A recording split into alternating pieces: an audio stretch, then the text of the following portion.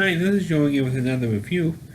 For the sake of this video, we'll be discussing more movies in the Death Wish movies. Or the Death Wish series, I should say. Because previously, a few months ago, I reviewed the very first Death Wish movie, which came out in 1974. So now we're going to continue discussing the other films, at least the next three. So instead of dividing them up, we're deciding to do Death Wish 2, 3, and 4 in one video.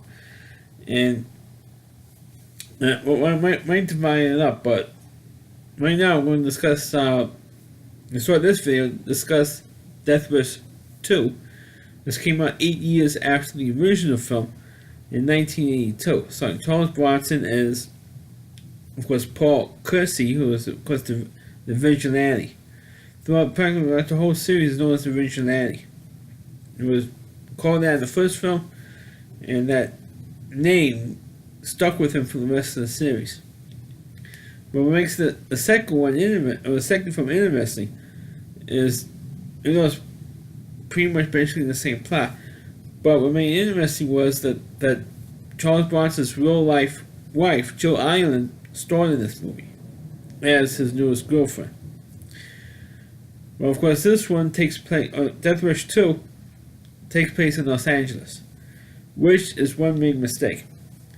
Which they do explain the mistake in the film. And the mistake is, in the end of the original film, in the original Death Wish film, after he killed 9 people and shot a bunch of others in the first film, after the death of his wife and the rape and almost murdered his daughter in the first film, Charles Bronson and Paul Kersey goes on this rampage around New York City and to kill muggers and all that type of thing. He gets transferred out from his architectural firm, because he's supposed to be an architect, to Chicago. Well, in the second film, he's in Los Angeles. Where was that? Because they explained in the film that he decided to start his own firm in L.A. That's how they explained it. But technically, he should have been in Chicago the whole time. But I guess they couldn't film in Chicago, or makes it easier to film in Los Angeles, I guess. So they filmed in L.A. And once again, starts all over again with Paul being the vigilante but this time in L.A. Because his daughter, who at that point, after she got raped and almost died in the first film, was still in a psych hospital in L.A. You never see her husband, because in the first movie she's supposed to be married. In the first movie, her husband's no longer there. So her father, Paul, played by Charles Bronson, of course, visits her all the time, and she still doesn't speak. She just goes, yeah, no, and she nods her head, she shakes her head, yes or no, and once in a blue moon she might say something. Like every few days, every couple of weeks she'll say something, but she's still dramatized by being raped and seeing her mother killed in front of her and all that stuff. So guess what?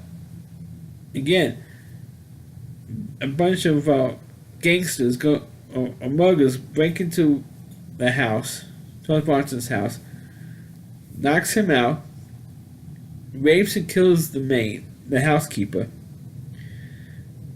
and kills his girlfriend with Jill Ireland, who, of course, we should have mentioned, eventually leaves.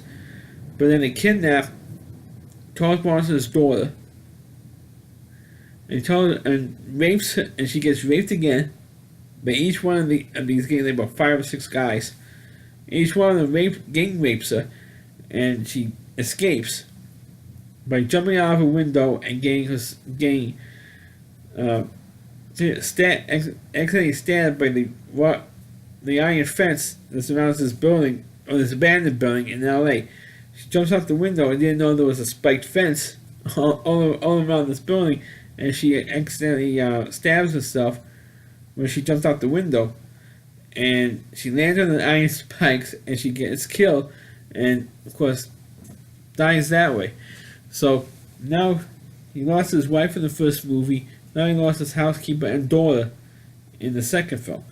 So he goes out and kills all the guys who were responsible for killing his daughter. Like he did in the first movie with his wife. He does the same thing in this movie. So it's practically the same plot.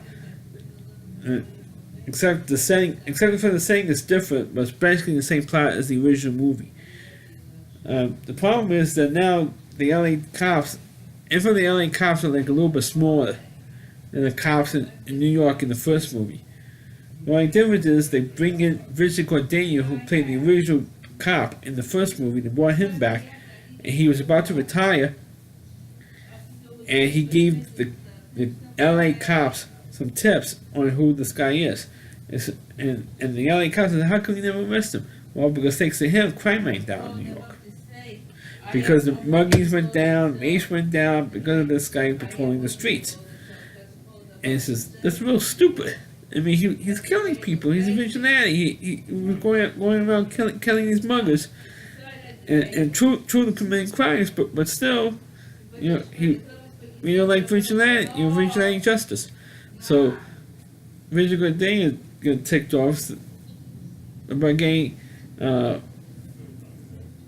ragged on by the LA cops, and so now Richard Cordania starts following Charles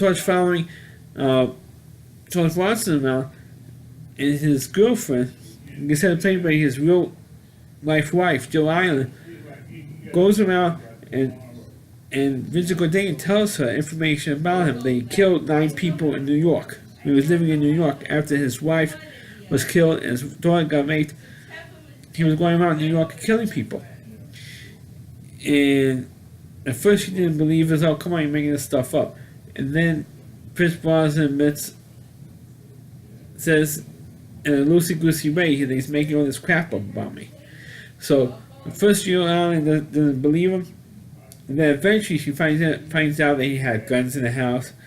And he has his disguise in the house that goes around with a ski cap and his black outfit. All these heavy-duty guns. Goes out and kills people in L.A. And then at the end of the movie she leaves him. And at the end of the film she leaves him. And big spoiler for those who didn't see Death Wish 2. I almost said Die Hard 2. But Die Hard 2 is better than this thing. And he survives, and in the end of the film, kills all the people he wanted to go and kill, and that's it. I mean, like I said earlier, this is almost the same plot as the original Death Wish movie. It's almost exactly the same plot, except for the setting is different. It's in L.A. instead of in New York. But it's the same thing. I mean, I can't believe it. I mean, after the first one, I can understand the first one being successful because nobody's seen a movie like that before. But if you make it a sequel, it's almost exactly the same thing as the first movie, and they made other films after that. It's kind of Charles Bronson had this little mini franchise because of these movies became successful at the time. So even though I said I was going to do all movies in one video, I decided to do it separately. So this is my review of Die Hard, Death Wish 2. Please click on the video, please rate it. Feel free to please subscribe to my channel. Please follow this video on your Facebook pages. You can check out all my videos and on my YouTube channel at RowdyC.com. That's all WDY. C.com. That's a homepage and Rowdy Reviewer. Christy Moore, and please check out all of his videos on his website. Thanks for watching, and catch you next time.